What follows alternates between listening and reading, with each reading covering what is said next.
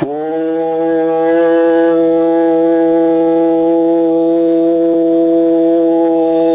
ஈஸ்வரா குருதேவா. நாம் எத்தகைய நிலைகள் இருந்தாலும் இன்று நாம் இந்த சரீரத்தை விட்டு ஆன்மா சென்று விட்டால் நாம் அழகையும் அல்லது நாம் போற்றி தீர்த்த தர்மத்தையும் யாராவது சிந்தித்து பார்க்கின்றார்களா? நேரமாய் விட்டது, சடலம் அழுகிவிடும், சீக்கிரம் கொண்டு போங்கள் என்று தான் சொல்லுகின்றார். ஆக அத்தகைய நிலைகள் இங்கே கொண்டு சென்றாலும் அங்கே எரிக்கும் இடத்தில் கண்டாலும் அதில் எரிப்பிலேக்கு எரியப்படும் போது நம்முடைய நிலைகள் என்னவாக இருக்கின்றது என்று பார்க்கலாம். அதே சமயம் புதகுழியில் போடும் போதும் அதில் எவ்வளவு தூரம் அசுத்தப்படுத்துகின்றோம். என்னங்க நாமளா சேர்ந்தவங்களா சொந்தக்காரராக தூக்கி போறாங்கன்னு இல்லை, யாரே ரெண்டு தூக்கி போடுங்க அப்படின்னு தான் போறோம். என்ன இதைத்தான் அதுக்கு இனங்களை பிரிக்கப்பட்டு அவர்கள் அதுக்கு தான் இருந்தால் இவரை சாடி விடுவார். இவருடைய சொத்து தேவை, இவருடைய குற்றங்கள் தேவை, கடைசியில் அது தேவையில்லை. ஆக இப்படித்தான் நம்முடைய உணர்வு வருகின்றது. ஆக இந்த உடல் நமக்கு சொந்தம் என்று ஆக்க வேண்டாம். இந்த உடலின் சொந்தம் கொண்டாடி அதனை வளர்த்துக் கொண்ட உணர்வு ஒளியைத்தான் இத்தகைய சாபங்களை நீக்கி இந்த உணர்வின் தன்மை ஒளியாக மாற்றி நிலை கொள்ளுதல் வேண்டும். ஆக நம்மளுக்கு நிலையான சரீரம் வேண்டும் என்றால் பற்று எதில் வேண்டும்? அந்த மகிழ்ச்சியின் அருளுடன் பற்று வேண்டும்.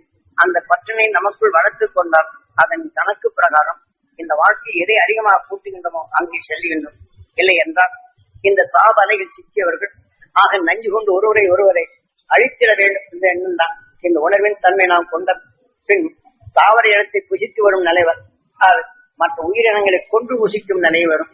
அப்படி கொன்று மற்றொன்றுடைய நிலைகள் கொண்டு அதனுடைய உடலுக்குள் புகுந்து இப்படி பல நிலைகள் மாறி மாறி பல நரகலோகத்தை சந்தித்த பின் தான் ஆக சித்திரபுத்தரின் கணக்கு பிரகாரம் இந்த தண்டனைகளை எல்லாம் நாம் அனுபவித்த பின் தான் மீண்டும் மனிதனாக வர முடியும். சாதாரணமாக மனிதனின் கையில் சிக்கி நாம் அந்த உயிரினங்கள் சாகாது. ஆக அதனுடைய நிலைகள் தன் பசிக்காக ஏங்கி இருக்கும், அதன் வாயிலை சிக்கிதான் அங்கே இன்று புலி அடித்துக் கொள்ளுகிறது என்றால் ஆக அவன் புலியாக பிறக்கும் நிலை வருகின்றது.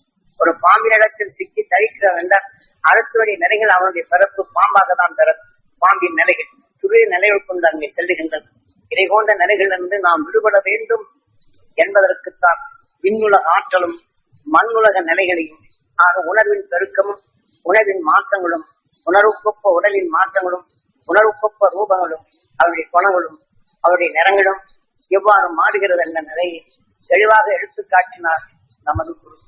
ஆகவே அதன் வழிகளில் அவர் காட்டிய அரும்பெரும் சக்தி உங்க வாழ்க்கையில் வந்த நிலைகளும் உலக அரசின் நிலைகளும் மதத்தின் அடிப்படைப்பட்ட குணங்களும் நாம் வளர்ந்து வந்த நிலைகளும் இதனுடைய இணைத்து உங்களில் மகரிஷி ஈஸ்வரப்பட்டாய குருதேவர் காட்சி அறுவடை நிலைகள் அண்டத்தில் இருக்கும் நிலைகளில் பிண்டத்துக்குள் இயங்கி கொண்டிருக்கும் இந்த உணர்வுடன் இணைத்து அந்த உணர்வின் தன்மை கொண்டு ஆக மெய்வழி காணும் மெய் ஒளி பெறும் நிலைகளுக்கு உங்களை உருவாக்குவதான் என்னை எப்படி உருவாக்கினாரோ அதை போன்று உங்களை உருவாக்க வேண்டும் என்பதற்குத்தான் இதனை சார்ந்து அதனின் நிலைகளும் மகிழ்ச்சியின் உணர்வின் நிலைகளை இதில் எண்ணத்தால் உங்களை இதை பெருக்கச் செய்ய